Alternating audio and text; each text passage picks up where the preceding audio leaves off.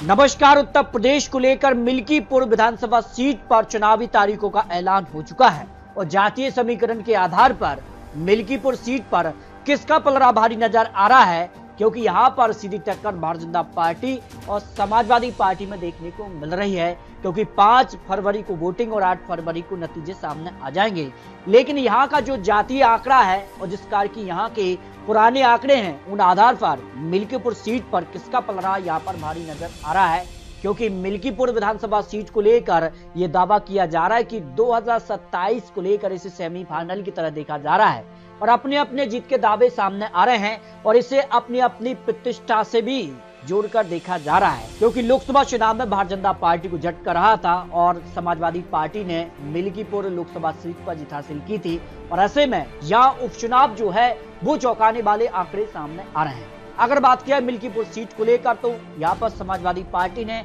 अपना उम्मीदवार का ऐलान कर दिया है। अजीत प्रसाद को यहाँ पर टिकट दिया है और आपको बता दें कि अवधेश प्रसाद के पुत्र यहाँ पर अजीत प्रसाद चुनावी मैदान में है। इससे पहले आपको बता दें कि समाजवादी पार्टी ने 2022, 2012 और 2002 में यहाँ पर जीत हासिल की है, जबकि 2017 में भारतीय जनता पार्टी ने और 2007 में बीएसपी ने जीत हासिल की है। तो बीएसपी ने यहाँ पर राम गोपाल कोरी और यहाँ पर आजाद समाज पार्टी ने भी इस बार यहाँ पर जो है रणवीर भारती कोरी को टिकट दिया है, जबकि भारतीय जनता पार्टी ने अपना उम्मीदवार यहाँ पर घोषित नहीं किया है। तो ऐसे में माना जा रहा है कि एक बड़ा वोट बैंक है यहाँ पर अवधेश प्रसाद का है और वो लगातार यहाँ पर एक बड़े वोट बैंक से जीतते भी आ रहे हैं। ऐसे में उनके पुत्र को टिकट समाजवादी पार्टी ने दिया है और इस आधार पर इन 5 विधानसभा चुनावी के जो परिणाम है उसकी भी चर्चा आपको डिटेल से करेंगे। लेकिन इससे पहले लोकसभा चुनाव की बात करते तो मिल्कीपुर सीट पर जो लोकसभा चुनाव के नतीजे रहे हैं 2024 में, यहाँ पर अगर बात की जाए तो अवधेश प्रसाद समाजवादी पार्टी उम्मीदवार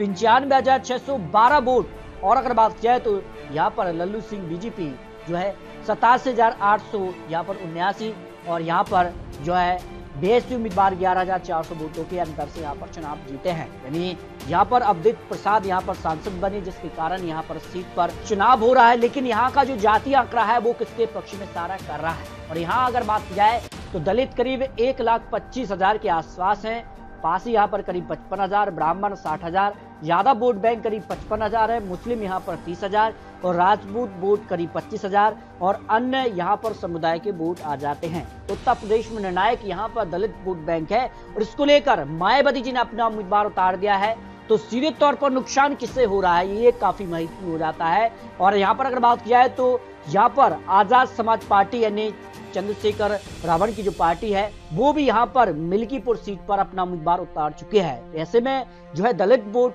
बैंक निर्णायक है। ब्राह्मण वोट की बात की जाए तो मायावती जी के पास दलित प्लस ब्राह्मण वोट बैंक है और ऐसे में आजाद समाजवादी भी चुनावी मैदान में है। तो यहाँ पर चंद्रशेखर का क्या किंग मेकर की भूमिका में यहाँ पर होंगे, क्योंकि 2007 की अगर बात किया तो यहाँ पर अवधेश प्रसाद ने यहाँ पर जीता था चुनाव और उनको यहाँ पर 73, जबकि बीएसपी दूसरे नंबर पर, भारतीय जनता पार्टी यहाँ पर तीसरे नंबर पर। 2017 की अगर बात किया तो यहाँ पर जो है भारतीय जनता पार्टी ने यहाँ चुनाव जीता था 86,000 वोटों के अंतर से और अवधेश प्रसाद यहाँ चुनाव हारे थे और उनको 58,000 वोट मिले थे। अगर बात किया 2022 में तो यहाँ पर देखिए आप तो अवधेश प्रसाद यहाँ पर करीब 1 लाख से ज्यादा वोट मिले और यहाँ पर भारतीय जनता पार्टी को 90,000 के आसपास यानी 47% वोट शेयर समाजवादी पार्टी और भारतीय जनता पार्टी को 41% वोट शेयर मिल्कीपुर विधानसभा सीट पर 2022 में मिले थे। और इस आधार पर माना जा रहा है कि इस बार कड़ी टक्कर देखने को मिल रही है, क्योंकि हाल ही में 7 सीटों पर भारतीय जनता पार्टी और 2 सीटों पर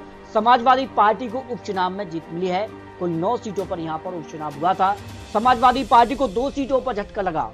जबकि कुंदकी और कटेरी सीट पर समाजवादी पार्टी को झटका रहा, क्योंकि इससे पहले 2022 में इन दोनों विधानसभा सीटों पर समाजवादी पार्टी को जीत मिली थी। लेकिन उपचुनाव में दोनों सीटों पर एक बड़े अंतर से यहाँ पर हार का सामना करना पड़ा है। कटेरी सीट की अगर बात किया तो इस हार के पीछे की बड़ी वजह सामने आई बहुजन समाज पार्टी, इनको 41,647 वोट मिले और यहाँ पर समाजवादी पार्टी यहाँ पर 34,514 वोटों के अंतर से चुनाव हार गई। यानी जिस विधानसभा सीट पर बहुजन समाजवादी पार्टी आजाद समाजवादी पार्टी चुनावी मैदान में होगी, सीधे तौर पर वोट शेयर समाजवादी पार्टी का ही कम होगा, जो आंकलन सामने आ रहा है। इस तरह से अगर बात किया है तो मिल्कीपुर विधानसभा सीट को लेकर अपने अपने जीत के आंकड़े सामने आ रहे हैं।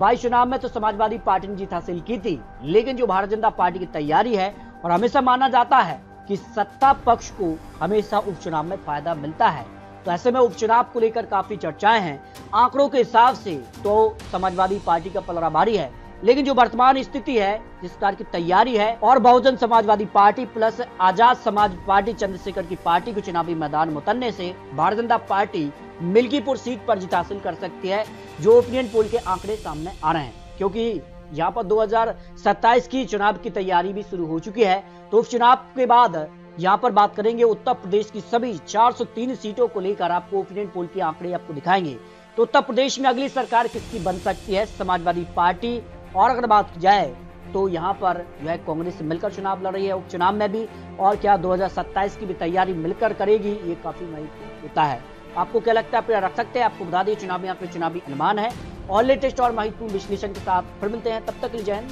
जय भारत।